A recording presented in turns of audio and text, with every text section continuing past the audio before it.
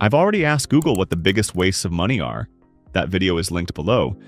But today I wanted to see the biggest wastes of money, according to ChatGPT. Waste is a relative term, of course. You know what they say? One man's waste is another man's waste not, or whatever. It came up with 15 ideas, some overlapping with Google's take. But there are also some unique ones here. Tell me which ones you love to waste your money on.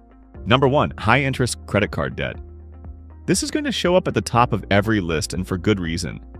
Every time you have to pay interest on your credit card, you're basically lighting your money on fire. The best thing to do is to pay your cards off in full every month.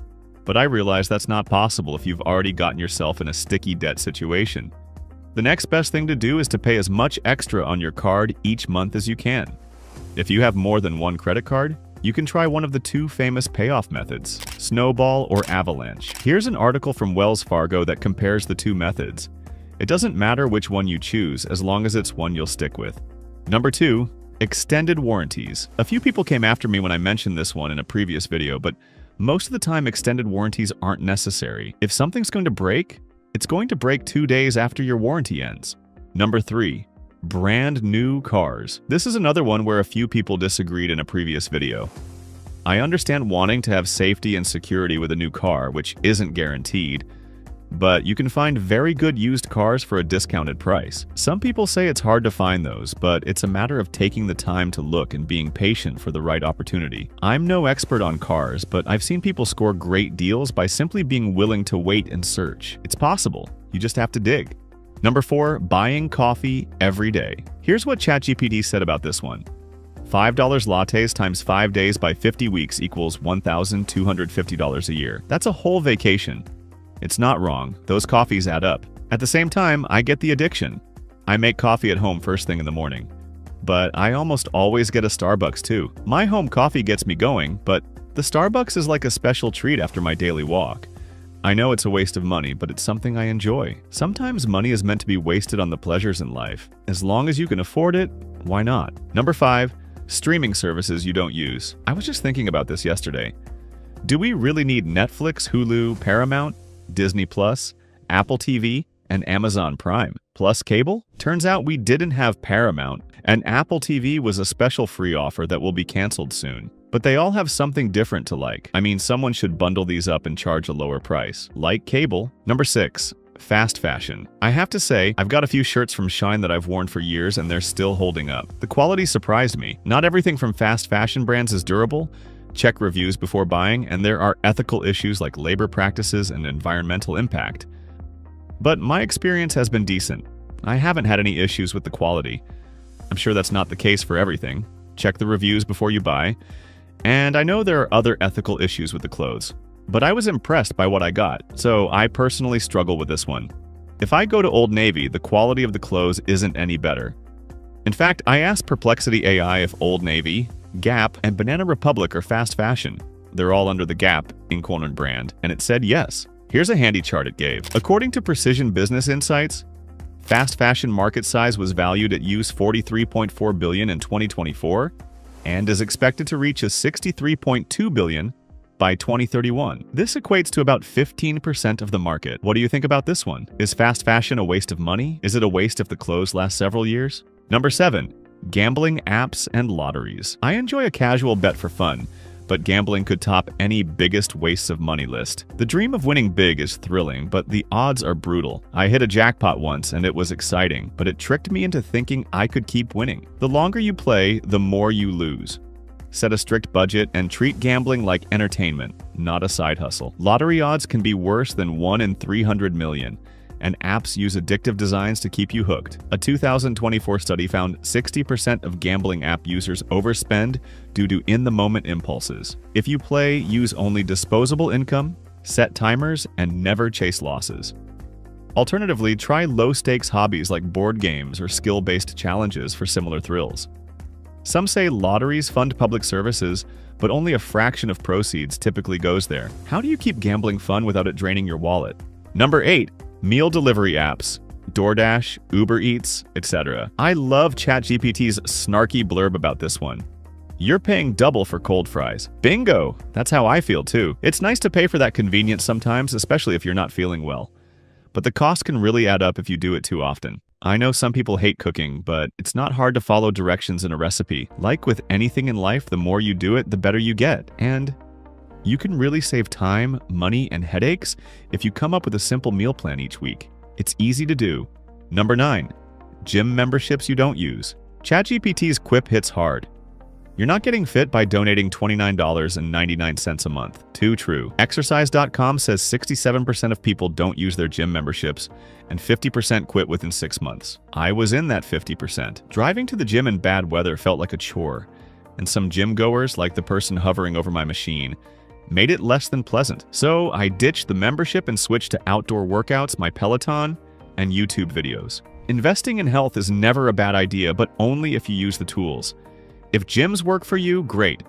Commit to a routine to make it worth it. If not, there are cheaper alternatives.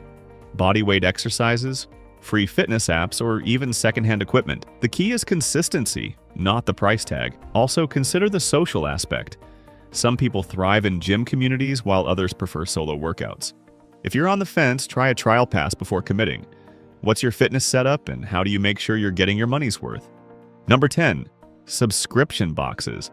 I kind of thought subscription boxes died out, but according to Market Research Future, United States subscription box market is projected to grow from $22.96 billion in 2025 to $75.87 billion by 2034, exhibiting a compound annual growth rate, CAGR, of 14.20% during the forecast period, 2025 to 2034.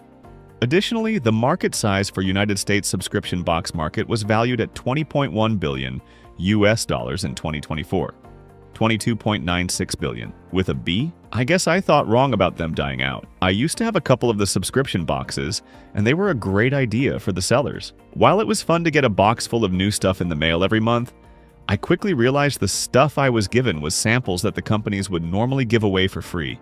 I paid for a subscription to get free stuff. It's genius marketing, but terrible for my wallet. Here are some of the most popular subscription boxes according to ChatGPT Ipsy: Stitch Fix, HelloFresh, Blue Apron, BarkBox, and Dollar Shave Club. While these can be a waste of money if you don't use what's inside the box, I can understand how some of these could be helpful. I've looked into getting something like HelloFresh many times, but could never fully justify the cost. Number 11. Overpriced grooming products. Guys, let's talk beard oil and skincare. Some stuff is worth paying for. Quality razors, good moisturizer, maybe a decent hair product. But other times, you're just paying for branding. A $60 face serum probably isn't doing anything a $12 version can't. You don't need 10 steps. You need 2 or 3 solid ones that work for you. Don't let clever marketing turn hygiene into a luxury bill. Number 12. Drinks at bars or restaurants. I would also like to add restaurants to this. Alcohol is expensive anyway, but the price gets jacked way up if you have it at a bar or a restaurant. I'm taking a break from alcohol right now, but when I was drinking it, a glass of wine with a standard 6-ounce pour was about $14 per glass for the cheapest option. And let's be real, who stops at just one glass? And that's why I'm taking a break. LOL, I could buy an entire bottle of wine for the same price as one glass. Cocktail prices are just as bad, and they only give you a 1.5 to 2.0 ounce shot of liquor in those. If you're out at the club, you're probably going to have several drinks. And don't forget that all logic and reasoning go out the window when you've had a few drinks in you, which may cause you to buy even more. That's going to add up fast. Like with gambling, maybe have a budget for how much you'll drink just your spend, and hope that you'll remember to follow it. And finally, keeping up with the Joneses. Per ChatGPT, they're broke too, just prettier on Instagram. Status is a major thing for humans for some reason. I assume back in the caveman days, the man who could kill the biggest beast would win the prettiest cave ladies, who could also cook the best stew. I think it's just ingrained in our DNA to try to be better than everyone else. A little competition is a good thing. It's not bad to try to be better, as long as it isn't causing you or other people harm. The problem is that in 2025, keeping up with the Joneses is creating a lot of financial harm for many people. Clubbing deer over the head is one thing. Paying 22% plus interest on a $4,000 Louis Vuitton bag is another. And I know I'll get comments saying, I don't worry about what other people think, but we all do to some degree. I recommend being the best person you can be without needing to shop at Louis Vuitton if you can't afford it. Show off by being in great physical health, having a source of income you enjoy, and being happy.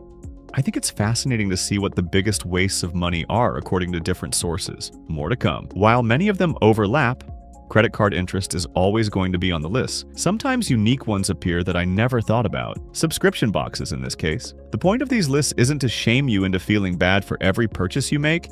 It's to help you see what's important or not important to spend your money on. You might love going out to bars and don't mind budgeting for that, while someone else loves to get a subscription to HelloFresh so they don't have to think too hard about dinner. As long as you can afford it, why not spend money on things you like?